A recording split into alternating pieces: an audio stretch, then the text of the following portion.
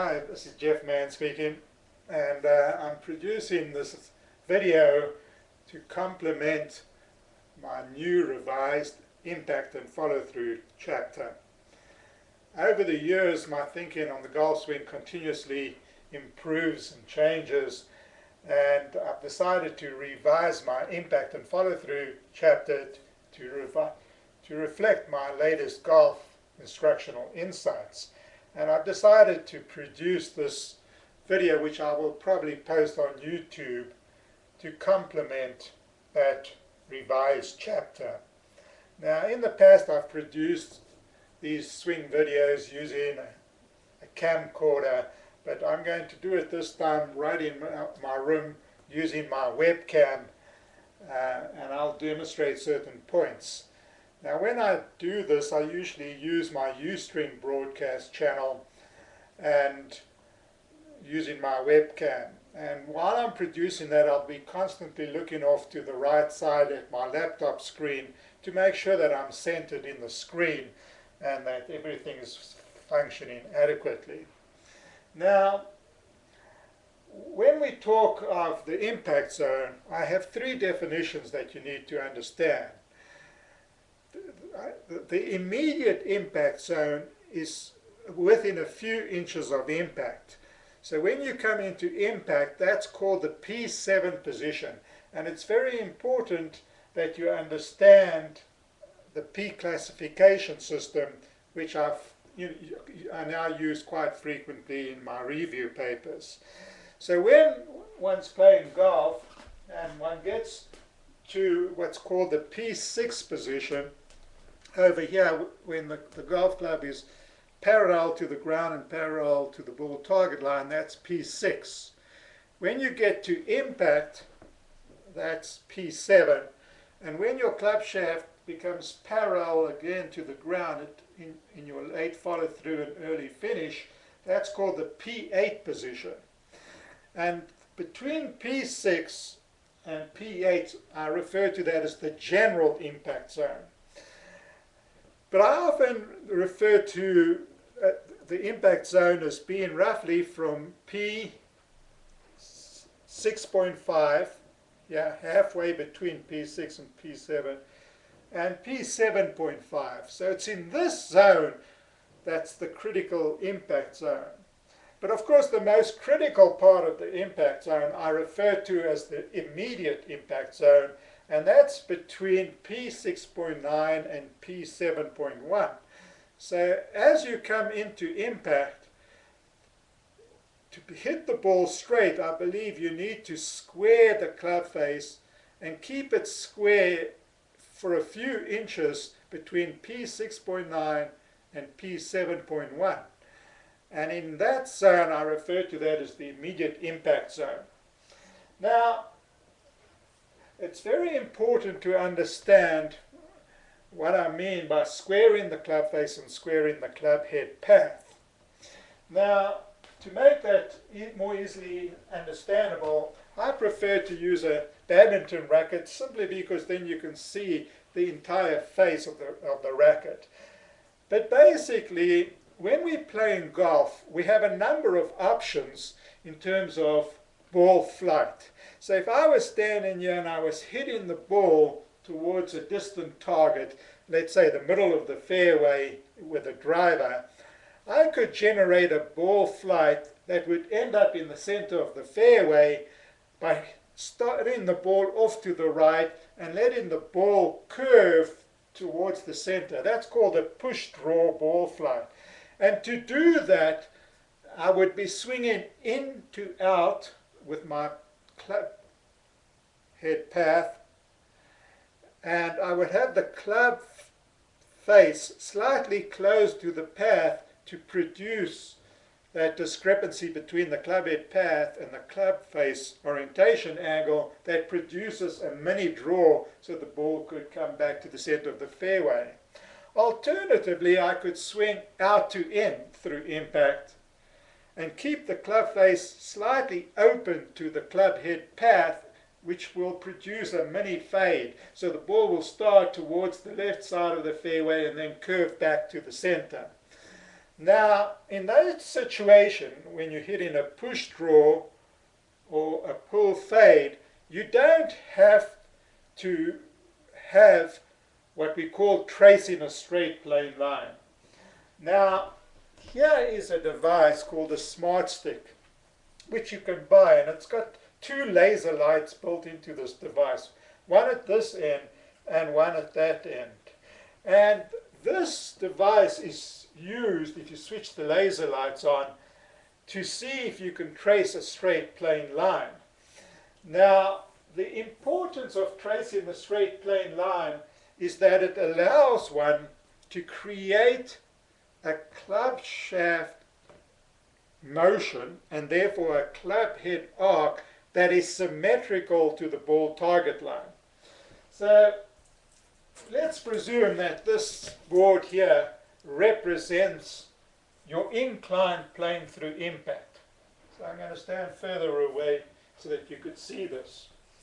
Now, when you're swinging and tracing a straight plane line in this manner, you're essentially swinging your club from P6 to P8 in such a manner that the club shaft motion is parallel to the inclined plane at all times, which means that the peripheral end of your club would be pointing at the base of this inclined plane. So you have to understand this concept very clearly, that when you're playing golf and you're swinging through the general impact zone in this manner here, that you have in your mind the ball target line, which represents the base of the inclined plane on which the club shaft travels. You have to imagine that the club shaft travels parallel to that line throughout the entire period through the general impact zone from P6 to P8. And if you think about it, if you have your club shaft traveling in that manner, parallel to the inclined plane, it will be tracing the straight plane line, which is the base of the inclined plane. And you will, if you look at your club head arc from a down the line view, will have generated an in to square to in club head arc. And there'll be one point where the end of the club will be absolutely square to the ball target line, and at that moment it means that the club head for a few inches would be traveling towards the target. In other words, that's the way that you square out the path. Now, you also have to square out the face. So let's deal with this issue. So here is a badminton racket, and I'm going to perform a backhanded stroke with keeping my arm the racket more or less horizontally, so it's moving on this horizontal plane. Notice that the racket comes from inside. At one point it is now facing the target, and then it moves inside again. So as it comes to square, the path of the racket is moving to the target, but because I have the racket face orientated also towards the target, the racket face is also facing the target. And if you achieve the goal of getting both the path of the racket and the racket face both facing the target, it's called zeroing out the club head path and club face. That will generate a straight ball flight towards the target. Now, to achieve that goal, that means that not only must I move the racket in this arc like that, I've also got to make sure that this racket face doesn't roll, because if it's rolling in this manner through impact, I can't guarantee that it's going to be square to the target at impact.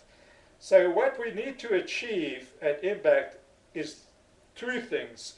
The racket must be moving to the target, and the racket face must be facing the target. And the same thing applies to a golf swing.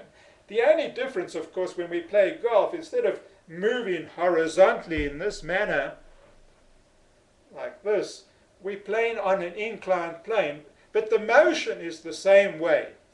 So optimally, we would like to move it in this manner. Now, if this represents the inclined plane, and I'm tilting it in this manner here, let's say at a 45-degree angle to the ground.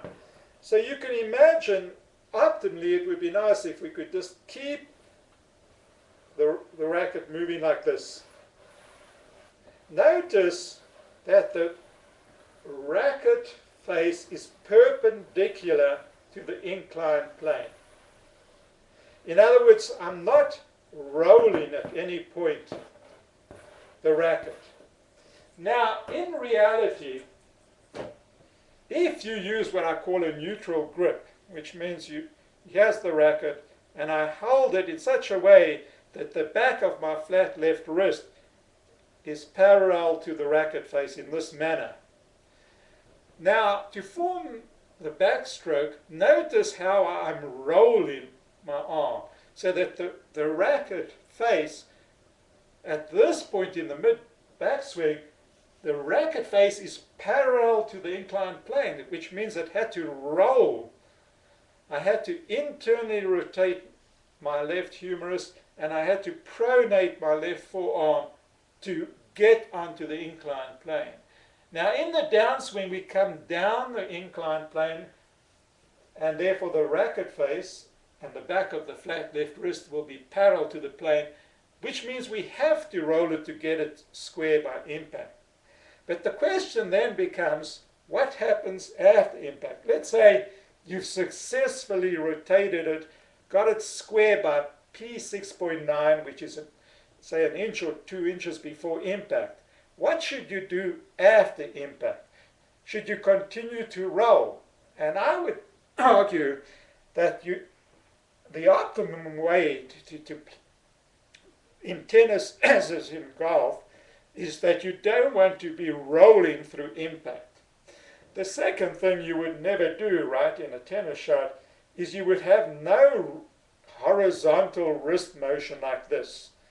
Because if you were swinging this thing, hoping to perfect your strike at impact here, you want to have the back of your flat left wrist and the racket face facing the target. And you would never want the racket to bypass your left arm like that, where you have a bent left wrist, because if you introduced any horizontal flipping motion of your wrists while you are swinging your arms across the front of your body like that, you introduce a timing variable which would create great inconsistency. So I believe whether you're playing tennis or golf, the fundamental rule is eliminate all horizontal wrist motions in your lead wrist, like this. So now in the tennis stroke, we're going to come into impact. Notice that I'm rolling. I'm rotating it to square it. I come into impact with a square club face. And as I said, the optimum way to do from here is, look at this motion. Notice that I'm just continue to swing through without allowing my left wrist to bend. I'm keeping a flat left wrist. Then the question becomes, does the racket face remain parallel to the inclined plane, or does it rotate? And I'm going to demonstrate that you have two options biomechanically between impact, which is P7, and P8, which is this position. And I'm going to describe these two options in terms of the motion. But when it comes to impact, the only way you're going to hit a straight shot, obviously, is if you zero out the club head path and the club face orientation angle. So watch here again. So the racket face is going to be slightly open. Now it's rolling into impact. Coming to impact, the racket path is moving towards the target. The racket face is now square to the target. And what I believe the optimal point to do there is just to continue the motion, the natural flowing motion of this racket in this manner, that it stays, the path is moving inside obviously, but the racket face is perpendicular to the inclined plane. And again, I will demonstrate it here. So here you can see I'm rolling it in the backswing. I have to roll to hit it square. Now it's square. From here, I keep it moving in this manner where it's perpendicular to the inclined plane on which you're playing. And that type of hand release action is called a no-roll hand release action. Now, notice I'm going to hold to eliminate the slight scooping and cupping of my left wrist, which happens when you create a fist-like grip to hold an object. I'm just going to hold my flat left hand against the racket in this manner with my fingers outstretched. And notice that when I'm swinging through impact like this, keeping the racket face perpendicular to the inclined plane, that the back of my flat left wrist is perpendicular to the inclined plane. In other words, there's no roll motion. Notice that I'm rotating my torso, and therefore I'm rotating my left shoulder socket. But while I'm doing that, notice that my arm is not independently rotating. So to understand that point, look at my impact position. Notice that if I was striking the ball here, that my left humerus is minimally internally rotated, so that the left elbow pit, instead of facing absolutely perpendicular to the ball target line, is turned inwards a little bit, and that my left forearm is relatively neutral. In other words, it's not pronated like that, and it's not supinated. It's in the neutral position where my left thumb is more or less perpendicular to the ball target line, if we were playing like that. So when I come into impact like this, notice that in this motion, from here to at least P7.5, if not all the way to P8, that my left arm is not rotating. So there's no external rotation of the left humerus in the left shoulder socket while I turn my upper torso in this manner. So when we play golf, as you come into impact, you keep turning in this manner. The left shoulder socket goes up and away. As your upper torso rotates, the right shoulder comes under your chin.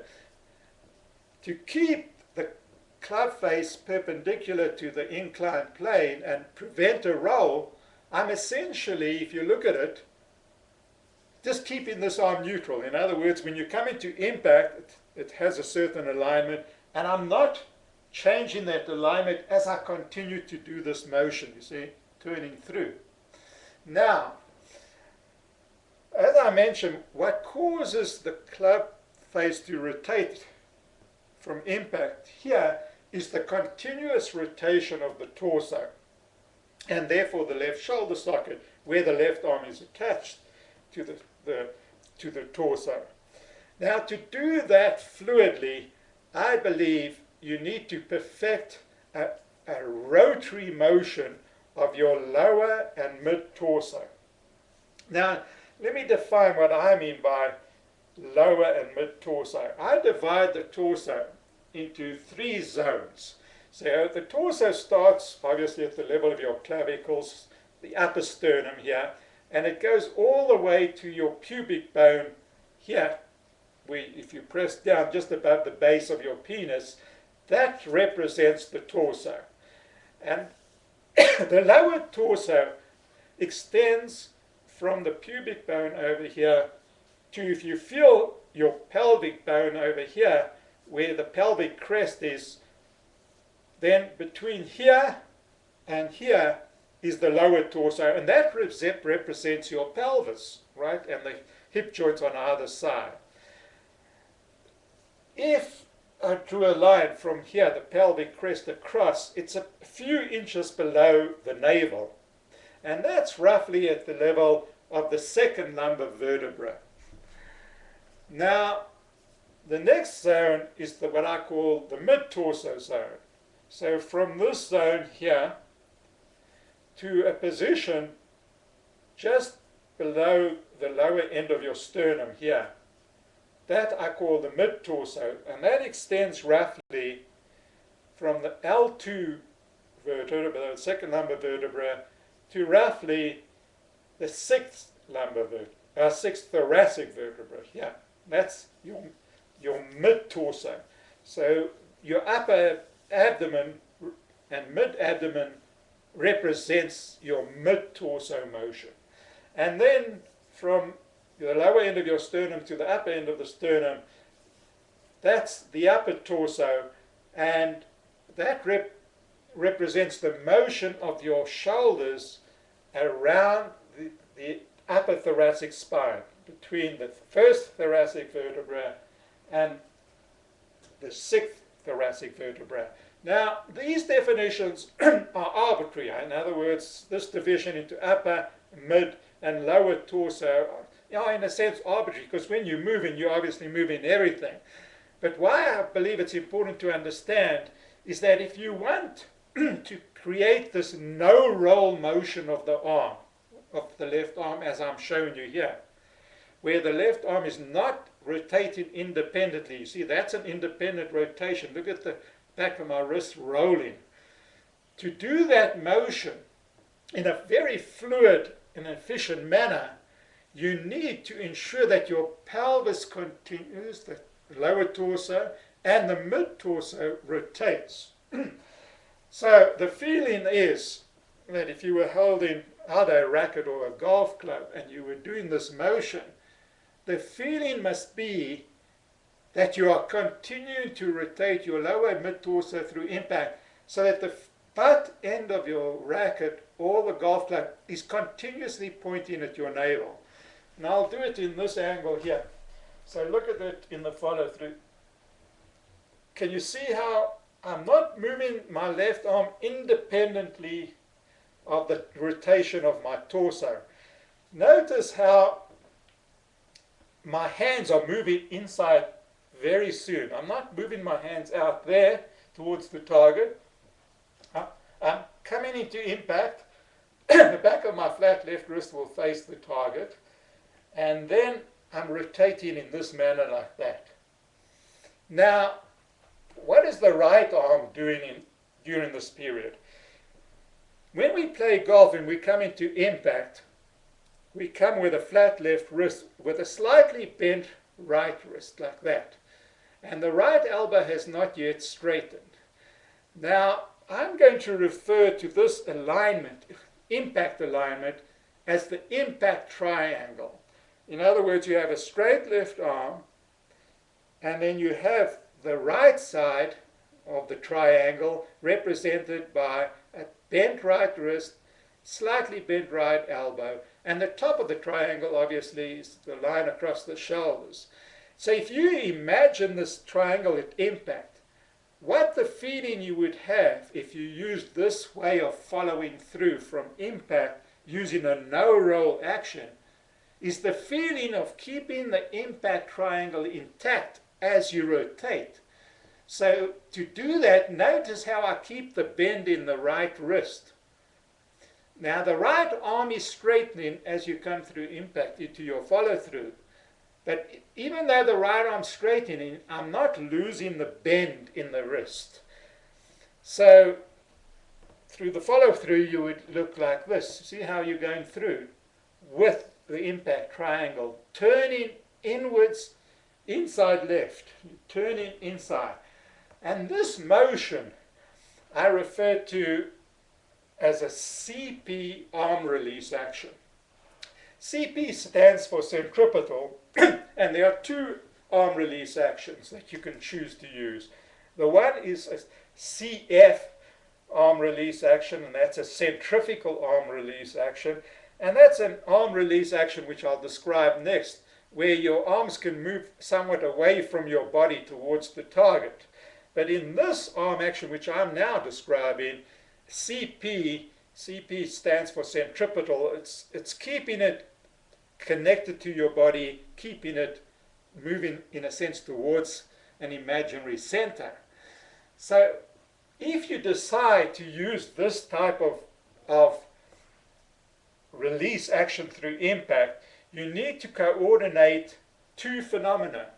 The one phenomena is the CP arm release action, where you keep the impact triangle intact and you turn in inside left with your body, very active rotary motion of the mid-torso and lower torso, and you're using a no-roll release action of the hands. So there's the hand release action, which is a no-roll hand release action, and the arm release action, which, as I said, is a CP arm release action. And golfers who use this technique are golfers like Ben Hogan. You know, I've got videos on my website showing how, if you look at him from a down-the-line view, so you're looking at him in this view here, when he comes into your impact, you can see the hands. But very soon after impact, his hands disappear around because he's turning inside left. And if you look at his pelvis and mid-torso, he's rotating it, and that allows him to keep the arms in front of the rotating body all the way from P7 to P8, so that it feels like the butt end is pointing at your navel and that your left arm is not rotated. Now, if you do this action like this, it's a wonderful way to play golf because it's a very stable action. In other words, you come into impact and you keep turning, maintaining the rigidity of this entire impact triangle, you see. There's no motion. This is a very firm structure with the bent right wrist and the flat left wrist going through impact in this manner. And if you do it, you will keep the club face perpendicular to the inclined plane. And if you watch a lot of professional golfers, many of them use this technique for short irons. Because if you think about it, here we are playing golf, or if you were playing tennis, you can either just swing your arm, keeping the body still, or you can combine a body and arm motion. Now, I believe, in terms of control, this represents the pivot motion. So you turn back and then you turn through. And I believe to move your body in space requires obviously a lot of muscular effort and so on. But that if you've perfected your pivot motion, and because you're using big muscles, you can repeat it consistently. And therefore, if your arms have no independent action, in other words, they move with the body, and as a result, like this, and you turn in inside left, keeping the impact triangle intact, it's a very consistent way, I believe, to swing. And Ben Hogan is an example of a golfer who used this. And the other group of golfers who routinely use this pattern are the stack and tilt golfers who, and I've got pictures of Mike Bennett. But there are other golfers like Hunter Mahan who use this technique. Now, there is a disadvantage to use this technique if you think about it, and that is it could potentially limit your swing power. Because if you're doing a motion that looks like this, you could only go through impact and continue into your follow-through finish as fast as you could pivot, right? Because the arms are absolutely coupled. You have a feeling of keeping the left upper arm pretty tight against your chest, and even the right upper arm like that with a bent wrist. So your speed of motion through impact depends on the flexibility of your spine and your ability to rotate your torso in a very fluid and efficient manner through impact. And many professional golfers find that they can't do that fast enough to use this type of arm and hand release action for their driver swing, but they use it for their short irons. So if you watch a golfer like Phil Mickelson and Tiger Woods, and you watch their short iron shots, you will often see them use the combination of a no-roll arm release action, hand release action, with a CP arm release action in this manner. Now, the other alternative way of performing an arm and hand release action through impact is to use what's called a CF arm release action and a full roll hand release action. Now, to understand why it occurs, let's go back to this concept here.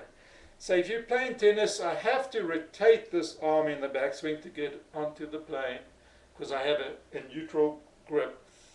Rotate into impact, square the face. And as I said, with whatever technique you use after impact, you still have to use the same technique pre-impact if you're having a neutral left-hand grip. And I will describe a strong left-hand grip later and show you why there's a big difference in what happens pre-impact. But presuming you're using a neutral left-hand grip, you have to perform what's called the release of power accumulator number 3, where you rotate into impact. Now, as I've described, you have two options after impact, and the one is that CP arm release action combined with a no-roll. But the other option you have, let's say you're swinging really fast, and you're swinging so fast with your left arm that your left arm moves faster than your ability to rotate your torso. Then what will happen is the following. So watch here. So you come into impact like that. Club face is square, facing the target. Club head path would be facing the target. But if you kept looking down at the ball and limiting the amount of rotation of your pelvis and mid-torso, but you allowed your upper torso to rotate, which I said is the upper thoracic vertebra, then you could continue to rotate your shoulder sockets, even though your mid and lower torso has, in a sense, stalled through impact. Then this is what you would do, right? You would come to this point, and I'll do it just with the lead hand, like that. Notice that the racket face is now vertical to the ground at this point, and your left thumb would be pointing at the sky.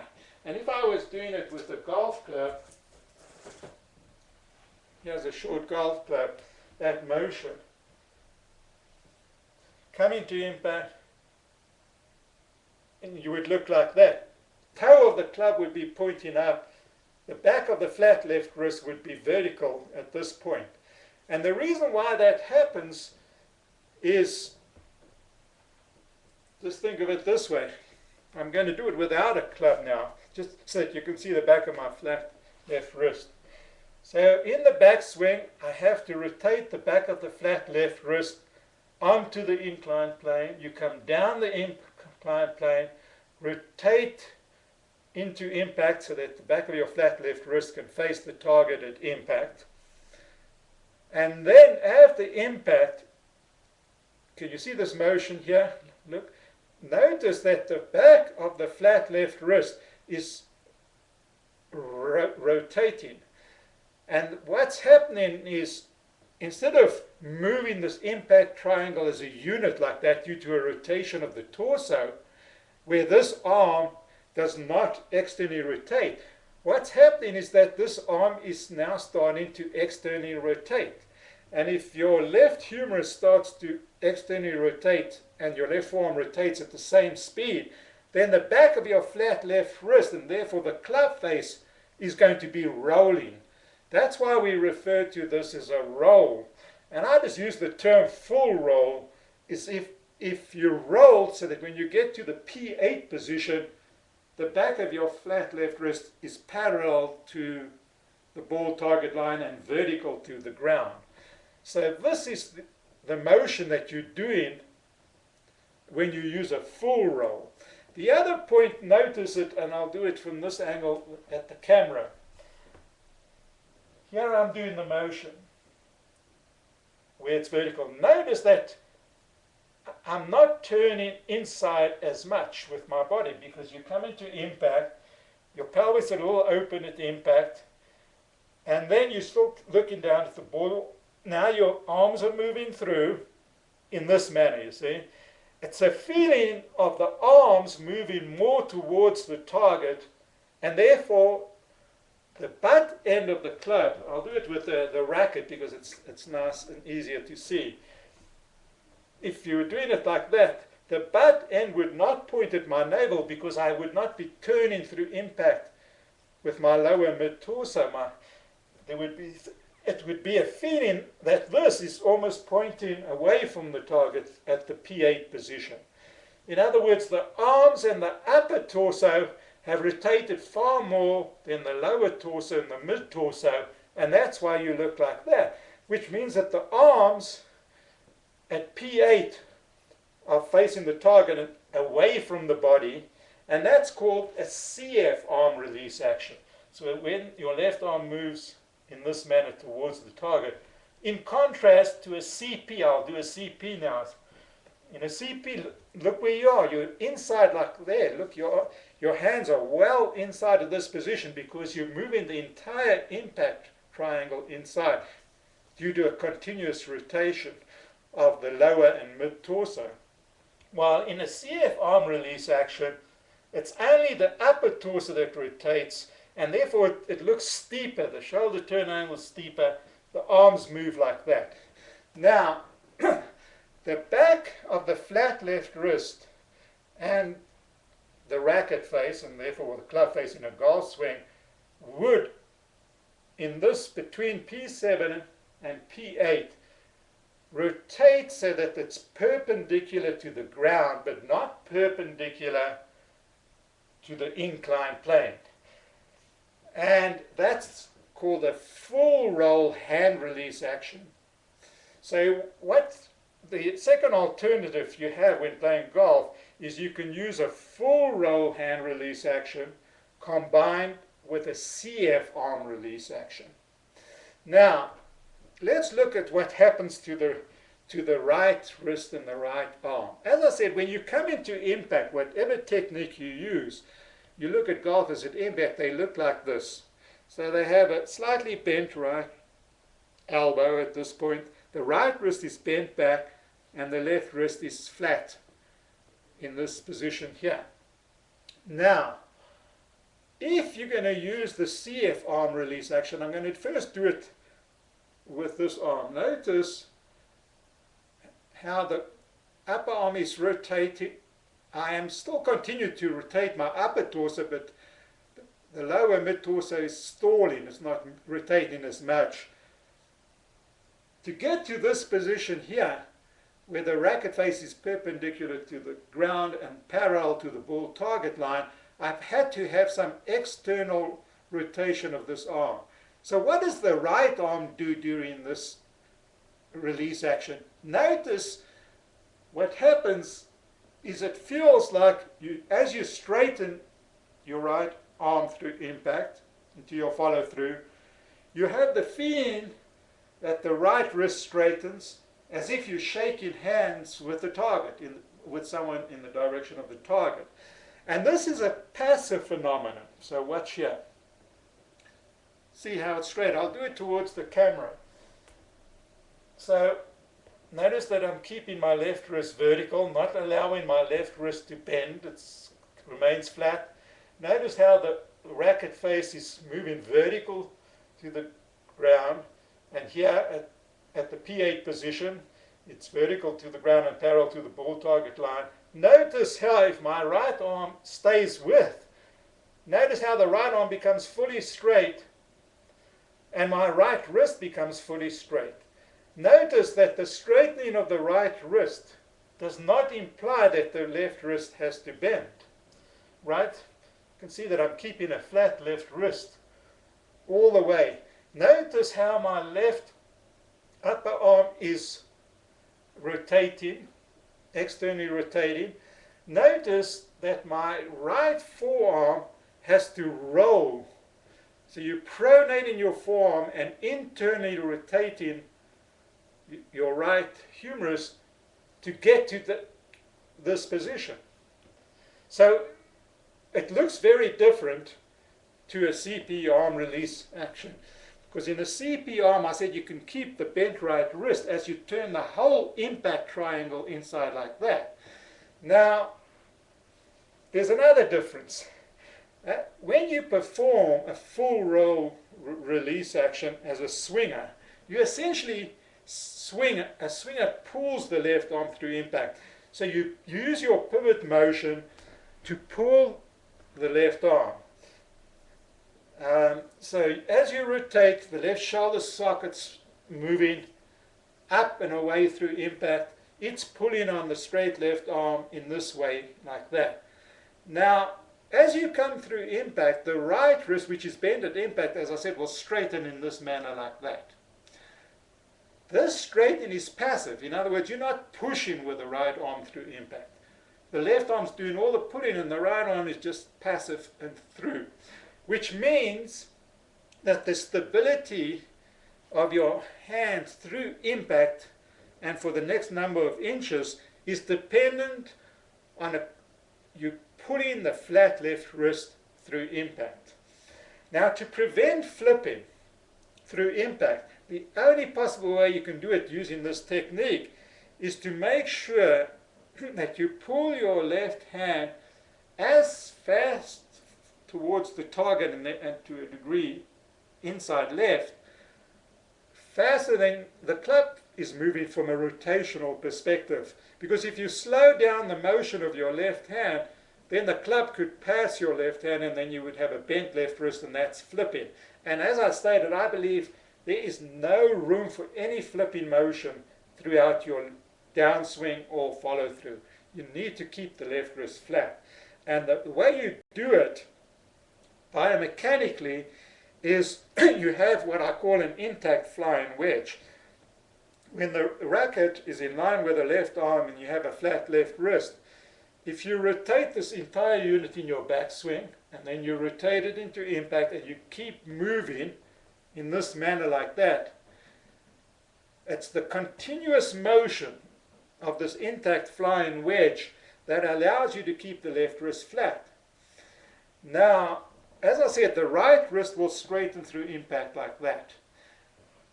The advantage of the CP arm release action and the no-roll hand release action is theoretically, as you come into impact like this and you keep the right wrist bent as you turn inside left, is that there's more rigidity because the right wrist is remaining bent and moving at the same speed as the left wrist in this manner, because the whole triangle moves, means that the structural rigidity of your two hands holding the club could potentially be greater than the other technique where you just pull in the left arm through. Now, the analogy would be a tennis player. So if you play tennis with one arm like that, this maximizes your speed of motion where the arm is moving faster than the torso. But some people, when they play tennis, they use two arms through impact like that. In other words, they have the rear arm also on the grip. And what would be the advantage? If you look at it, you can see you couldn't move through impact as fast. But the advantage would be that in tennis, when the ball is coming towards you at a very fast speed, and you're concerned that you might not hit it in the center of the racket face, you might hit it slightly off center. The feeling is if you hold it with two arms and hit the ball, and it's an off-center strike, that maybe the racket will not twist in your hands. Now the question is, does this apply to a golf swing? In other words, if we hit the ball in the center, that's called the sweet spot. What happens if you hit it towards the toe? If you look at videos of golfers who hit the ball with the toe, you'll see the club twists open after impact. And I've seen videos where the amount of toe deflection is less in golfers who use the CP arm release action. In other words, it would seem that there's more structural rigidity to that technique. So that's an advantage, theoretically. But whether that is true or not has not been scientifically proven. In other words, the evidence is sort of produced with a swing video by a particular golfer, but it's not been scientifically tested in a lab whether you could actually have less deflection of your club face through impact with an off-center strike if you use a no-roll hand release action and a CP arm release action versus this full roll hand release action, which is essentially a pure left arm motion combined with a CP arm release action. But those are the two techniques you can use through the impact zone. Now, as I mentioned to you, I would imagine that for accuracy and control through the impact zone, you would be better off using a CP arm release action where the arms and the body are rotating in absolute unison in this manner like that.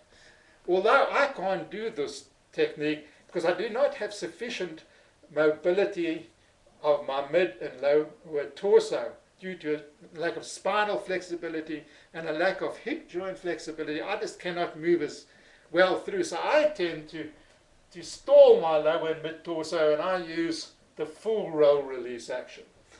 Now there's another disadvantage of the full roll hand release action, and I'll demonstrate it like this. Just imagine I'm doing a motion where I'm flinging the arms through the pivot action into impact, and I continue. And as I said, at this point, the back of the flat left wrist is rotated 90 degrees. It's now parallel to the ball target line. The big problem with a full roll hand release action, where you're just pulling with the left arm through impact and the right wrist just passively straightens, is that you could start to roll too soon. So I believe that if you want to ensure that you hit the ball straight, there has to be a period through impact where the back of the flat left wrist and therefore the club face moves towards the target, like this manner. Can you see? It's moving to the target. It's not turning. It's not rolling. So you have to delay the roll. Because if you don't delay the roll and it starts rotating early, this is referred to as a roller hand release action. And I believe that this is a swing fault. That you should never, you have to roll to come into impact, right? That represents the release of power, accumulator number 3. But once you get into impact, you should avoid this roll motion where you supinate the left forearm in this manner and turn your knuckles towards the ground. Because if you start introducing this into your swing action, can you see this motion? You have the problem of timing because you roll into impact and you roll after impact. Who knows whether the club face is going to be square?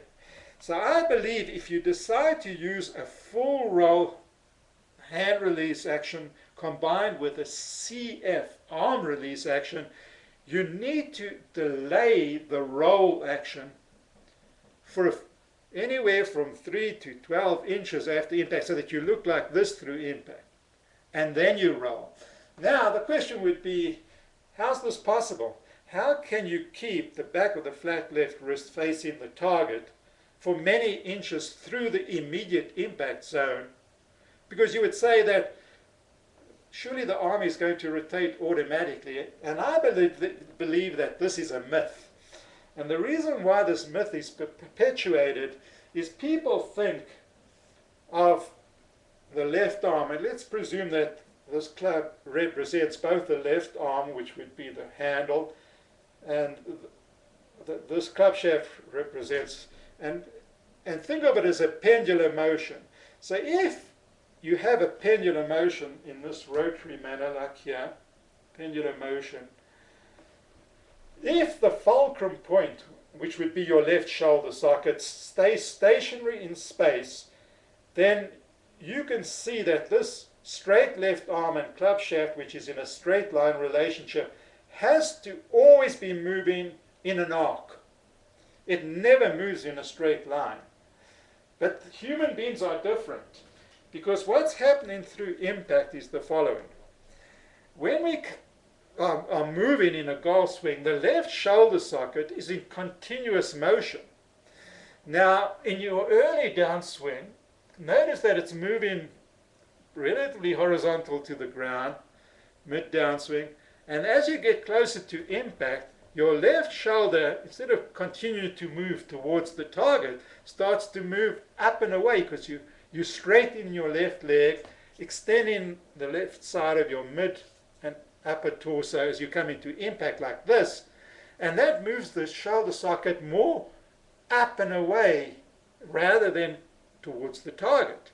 Now, while that is happening, moving it up and away, your left humerus can move independently within the left shoulder socket.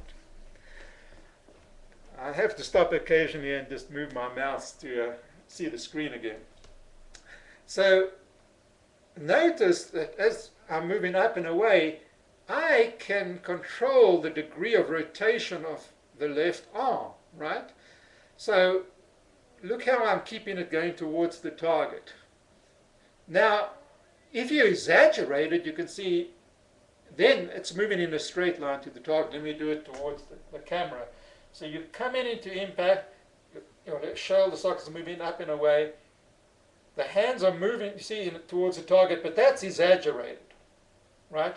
Golfers, you don't see golfers do that, because as they're rotating, the arm wants to go inside because it's pulled inside as it moves up and away. But it is certainly possible to keep the back of your flat left wrist, and therefore the club face, facing the target for many inches through impact, like this. And the only way you can train yourself to do that, I believe, is to do like a backhanded throw in a frisbee action. So you've got a frisbee in your hand, you take it back like that and you throw. But if you, another way of thinking of it is just extend your fingers, have a flat left wrist, and just perform this backhanded tennis action. As you come into impact like this, with, now you can feel your shoulder socket going up, just keep the feeling of the back of your flat left wrist heading towards the target. And you'll notice that you can actually keep it towards the target for many inches before it has to go in, because your torso is rotating in. And therefore, you'll look like this. Your back of your left hand won't be on your toe line. Usually it's a little inside like that when you use a CF arm release action. But certainly through impact for the next few inches, I believe that it is biomechanically possible to keep the back of your flat left wrist facing the target. And I'll do it here with the racket.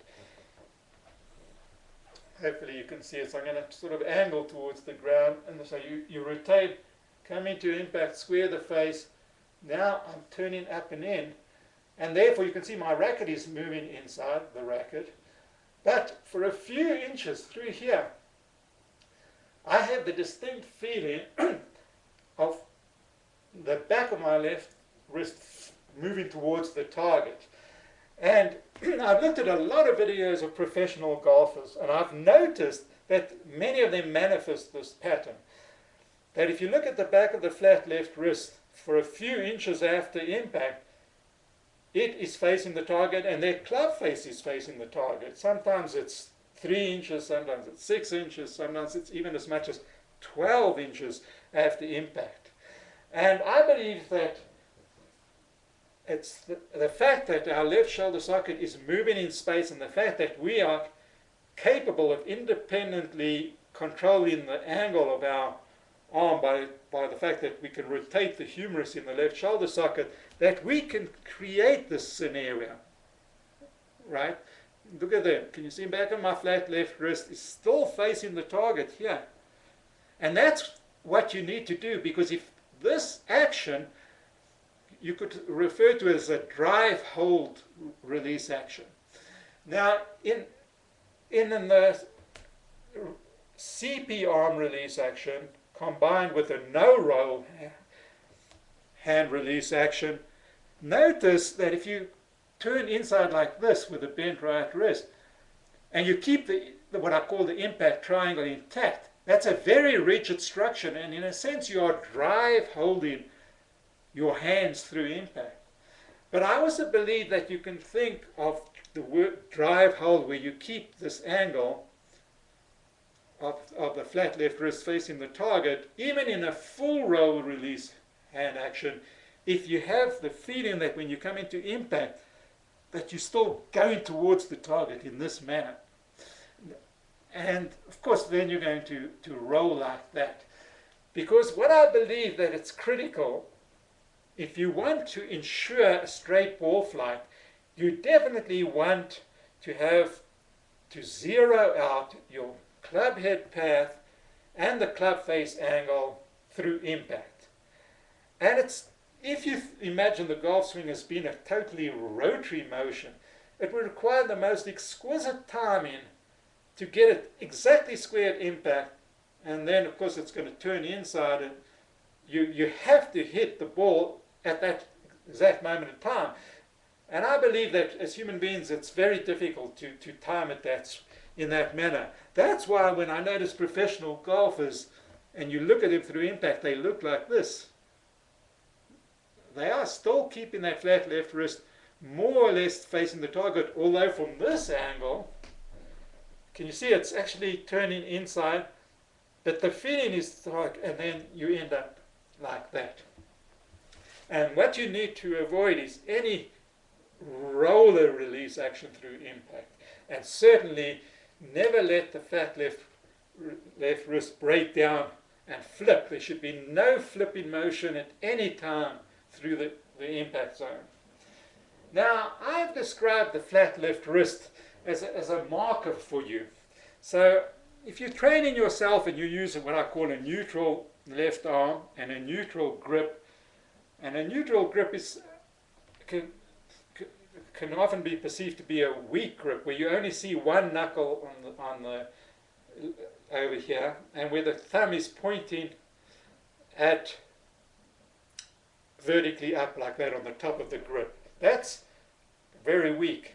Now, the golf club is designed, if you look at it, particularly with short irons, to have forward shaft lean. So to get your club face to actually be square at impact, you actually have to have the grip end of your club slightly ahead of the club head, which means that when you come into impact with your neutral grip like that, notice it looks a little bit cupped. But because you have forward shaft lean, like this, forward shaft lean at impact, where the hands are marginally ahead of the club head, that flattens out your left wrist because you're in a state of palmar flexion. So that's why professional golfers who hit in irons with forward shaft lean have a very flat left wrist at impact if you have a weak grip like that. And the feeling is, as I said, of keeping that flat left wrist facing the target. Now, what's important to understand is that this visual appearance of a flat left wrist only exists if you have a very weak grip with a small degree of palmar flexion, like that. You see, it looks anatomically flat. But if you decide to grip your golf club using, let's say, a strong grip, where you do this, you rotate your hand 90 degrees by internally rotating your left humerus and pronating your left forearm at address, so that your watch, instead of facing the target, is now rotated 90 degrees, so that your watch face is now parallel to the inclined plane. So if you grip your golf club like that, with a very strong left-hand grip, you obviously, when you come into impact, can't possibly have your flat left wrist facing the target, right? Because the flat left wrist is parallel to the inclined plane and more or less parallel to the ball target line. So your reference point of what you mean by a flat left wrist changes. So therefore I use the term functionally flat. Now, functionally flat, as I said to you, when you come into impact, you want your club face to be facing the target. But which part of your left hand will be facing the target when you have a very strong left hand grip like this? It's going to be the ulnar border of your left hand. Notice that I've got my club shaft in line with my left arm, and I've got my club face facing the target. So when you come into impact, it will be the ulnar border that will represent the back of your functionally flat left wrist. So that when you go through impact, this is a neutral grip. I've turned it 90 degrees. You come into impact like this with the ulnar border of your left hand and the ulnar border of your lower forearm facing the target. You will keep it moving towards the target in this manner. Right? In other words, the watch face will still, in a sense, be parallel to the inclined plane after impact if you're preventing flipping. In other words, you don't want your club shaft to pass your left hand like that. So if you're keeping your club shaft in line with your left arm through impact in this manner, notice what you have to be doing. Now at this point, you have two options if you're playing with a very strong left grip, because you get into, biomechanically, it's very difficult to go beyond this point without doing something. And the one option is to use a roll, when now you roll the entire left arm around like that while you're rotating your body. In other words, you're using a full roll release action, but this is a very big roll, because remember, if you're using a neutral grip, I said the back of your flat left wrist rotates 90 degrees between impact and P8 here. But if you already rotated the back of your left hand 90 degrees, to get to that position you would have had to rotate it an extra 90 degrees. So it takes a lot of roll to use that.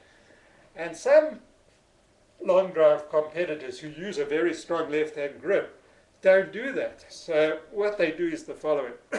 They come into impact, they go through impact, keeping the ulnar border of the left hand facing the target. Notice that the club shaft is not bypassing my left arm. And they keep the arm from rotating. So notice that the elbow pit is facing inside and the left forearm is still pronated. But at this point, they let the club pass their hand and they bend their left wrist like that. And Jamie Sadlowski does this technique. In other words, he doesn't use any roll action of his left arm in his follow-through. But that doesn't matter, because that's an optional choice. Do you want to roll or not roll after you get to the P7.5 position? What's critical in all these long drive competitors who use a strong left-hand grip is that through impact from P7 to P7.5 is they keeping the left arm flying wedge intact in that manner. The club shafts, there's no flip in motion, and they're keeping the club face square to the club head arc as they come through in this manner. So they have a lot of rigidity. What the right wrist does is immaterial, because generally they usually swing in and the right wrist will generally straighten, because they're using a CF arm release action like that. Now, intermediate between what I call a weak grip, where your thumb's pointing up, and a very strong grip where you rotate at 90 degrees, where your left thumb is at 3 o'clock, many golfers have an intermediate strength of left-hand grip, where, for instance, they'll turn it where they'll put the left thumb at 1 o'clock on the club. That's a slightly strong grip, and you can see 2, maybe 3 knuckles of your left hand, and that's a very common, frequent choice among professional golfers.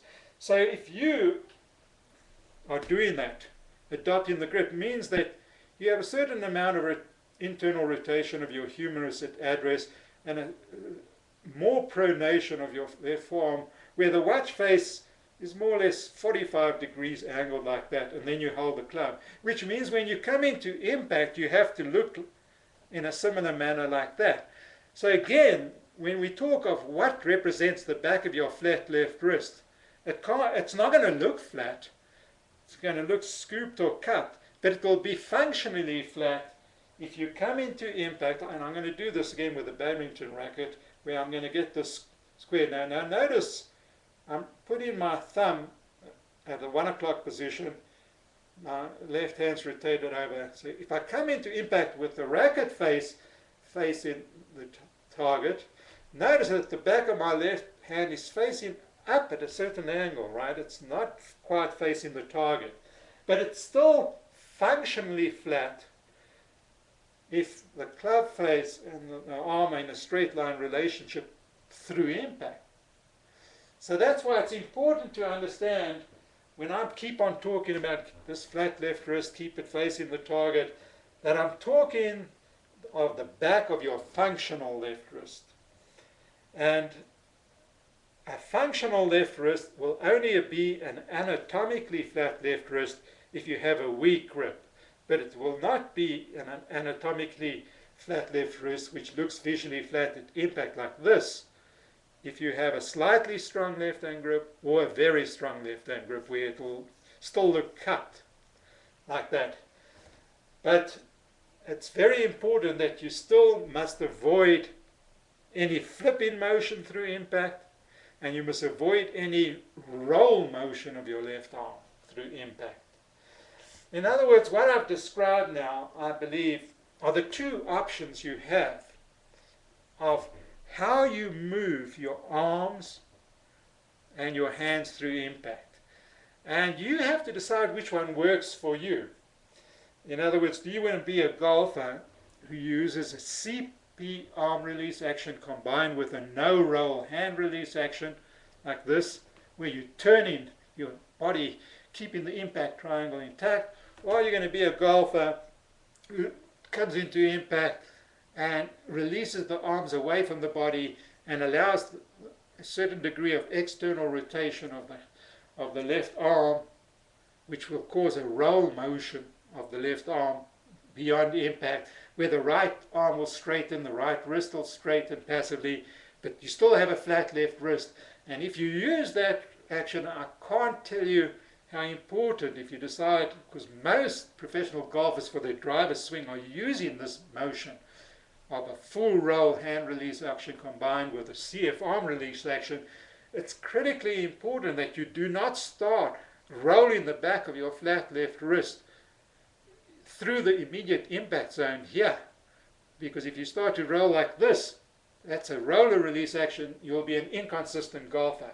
You have to develop the feeling of the back of your flat left wrist going towards the target for a number of inches before you perform your roll action. I will be describing this in much greater detail in my review paper, because I find that when I talk, I move off at tangents and I don't describe it in detail. I also use swing videos of many professional golfers to delineate these points. But this is a change in my thinking. The concept of having two swing options in terms of how your arms and how your hands move through impact. And the real strong belief that I have is that there is no flip-in motion of your left wrist and left hand through anywhere in the impact zone, and there's no rollover of your forearms called a hand crossover release. Those are two things you should not be doing in your golf swing. Hope this is helpful. Thank you.